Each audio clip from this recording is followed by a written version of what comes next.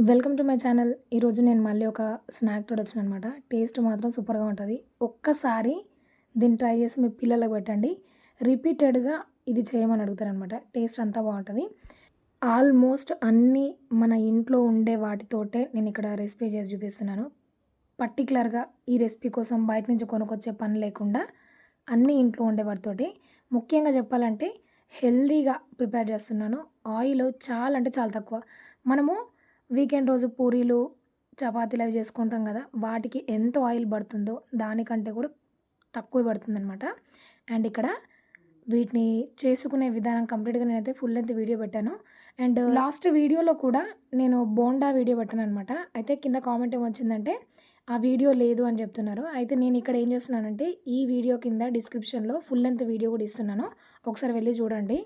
And try చేసి ఎలా వచ్చిందో కామెంట్ సెక్షన్‌లో తెలియజేయండి. ఫ్రెండ్స్ అండ్ ఫ్యామిలీ మెంబర్స్‌కి షేర్ చేయండి. మరికొన్ని డిఫరెంట్ వీడియోస్ కోసం ఛానల్‌ని సబ్స్క్రైబ్ అవ్వండి. Thanks for watching. జై శ్రీరామ్.